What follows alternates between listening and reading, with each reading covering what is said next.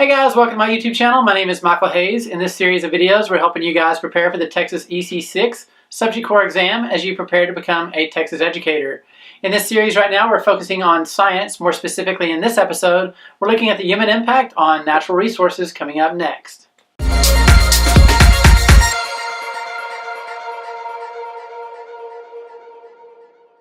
Okay guys, if this is the first episode you've seen in this series, you would like to check out my past or future episodes, you can click on this link right here in the corner.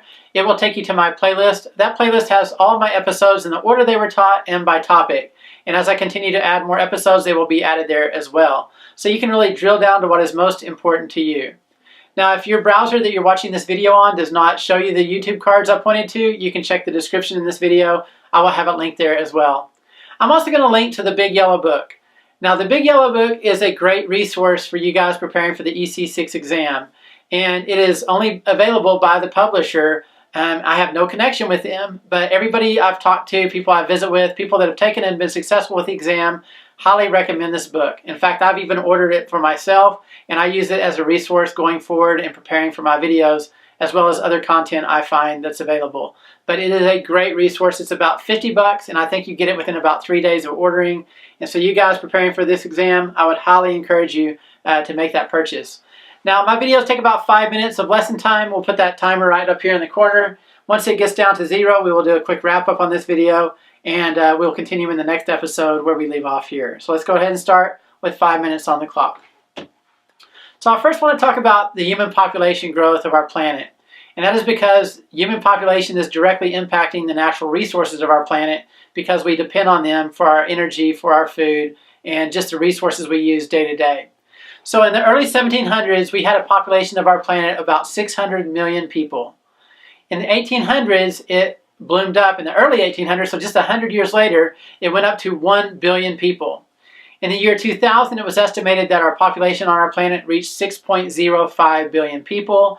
And in the year 2050, it is estimated we will have 9 billion people on our planet, all needing the same resources and things that we use on a daily basis. So first of all, we have to look at why the increase, why the population explosion. Primarily it's because of clean water. Prior to the 1700s, water was not clean to drink. They didn't understand bacteria and organisms living in the water. So those diseases that evolved from those consumptions of water, dirty water, caused a higher death rate. We've since learned how to clean our water. It's being more easily passed on to other third world countries, and so they are having clean water. Disease rates are going down. But beyond that, we've had increases in medicine and technology that helps us to live longer, to prevent diseases such as vaccines. Check out my previous video about scientists. I think I'll link it right here on the card, and that will show you some of the reasons why we're living longer. But also our birth rates have gone up. Nutrition is more, we are more aware of good things to eat and how to live a healthier lifestyle. And so it's only increased our ability to live longer and have more babies and just population explosions. Plus, third world developing countries are now becoming more industrialized, receiving better medicines, better water, and so their populations are increasing as well. And so this all impacts our renewable and non-renewable resources.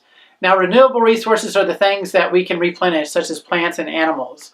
Non-renewable would be things like fossil fuels, nuclear energy, things that once we use them, they're gone. So fossil fuels, either this is natural gas, this is coal, this is petroleum products that make all of our plastics in our world today. And so we can only imagine how much of an increase in demand that is for all the plastic things in our world and the consumption of fuel that we use for heating, electricity, transportation. Fossil fuels, of course, are from prehistoric plants and animals that have broken down over time, and we're using them up at a very high rate of pace. And so as those get utilized, they do not replenish as fast, so it could take thousands or millions of years to replenish those resources. And so our dependency on those is still at an all-time high, and it only gets more and more every day. Now, renewable resources would be things like plants and animals. We use biofuels today for ethanol, which contributes to gasoline and fuel for our vehicles, but it uses a lot of water because we're growing corn products to create ethanol. And those corn products take resources from the soil, such as nutrients, to grow that corn. It takes a lot of water to produce it and a lot of land and energy to make that happen. And so it's at a cost. Even though it's renewable, it's something that takes away from the environment as we produce it. It also creates pollution as well, just like fossil fuels do, because we're putting it in our gas tanks and we're burning it. It's a little bit easier, cleaner burning, but it's still creating pollution such as CO2 and other gases that are harmful to the atmosphere. So fossil fuels being probably our top resource that we use. Nuclear energy, like I mentioned a minute ago, is using uranium, which is a mineral, so it can deplenish as well. Now, if we think of a coal train that's miles long, just a few pounds of uranium can produce the same amount of energy, but it has a cost as well. It's going to create nuclear or radiation or waste.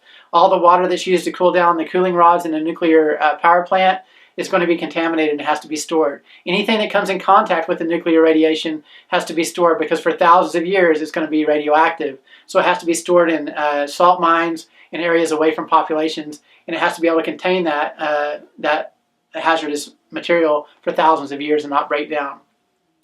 We have geothermal energy, which is going to be the energy from the Earth's core. That's inexhaustible. We're not going to run out of that. But the problem with that is you have to be in an area such as near Yellowstone National Park. We were just in an area near Pagosa Springs, Colorado, where you can access geothermal vents because the area is thin surface of the Earth's crust where you can reach it. It can heat homes. It can generate electricity, but it's not very easily accessible. Hydroelectric energy is being able to dam up a stream or waterway. It's renewable because it's water and it comes from rain, but we use about 20% of that for our energy needs right now. We're going to go just a little bit longer, guys, in this video, but it takes about 20% of our energy needs. But the downside of that is it's going to obstruct waterways for life downstream, so it could disrupt habitats.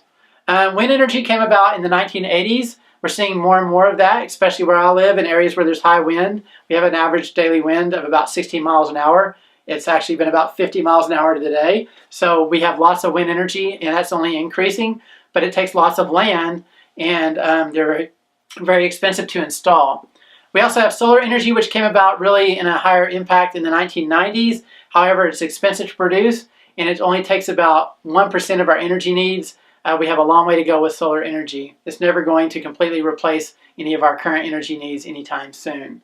And then also all of the things that we use, the plastics from fossil fuels, all the pollution, things like that, our trash, it all fills up our landfills and contributes to water and land pollution. Now, of course, agriculture, going back to the crops that we use for corn to do ethanol, of course, we're using fertilizers and pesticides that gets in our waterways, that contaminates our water. So there's all this added problem with us using and trying to produce more and more all the time for the consumption of humankind.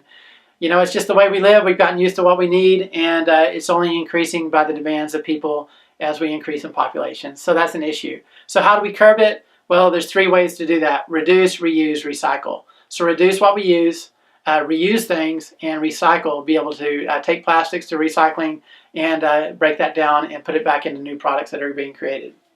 Okay, that pretty much wraps it up. So basically the big points of this is human population growth continues to cause higher demands on our natural resources. As populations increase, those resources become deplenished, and being able to mass produce even more resources contributes to environmental hazards. It's just a fact of the way the world we live in today. Hopefully this helps you out, and if you enjoyed this video, please comment below. I appreciate it if you would subscribe. Also, don't forget to click the notification bell that lets you know when new videos post. And please put a thumbs up if you like this video. I really appreciate that. Also, comment below. Let me know any questions you have about this topic or others coming up that you need to know about. I'll be happy to respond. And hey, if you want me to, I'll shout out to you in the next video. Thanks again for watching. We'll see you next time on Mr. Hayes' YouTube channel.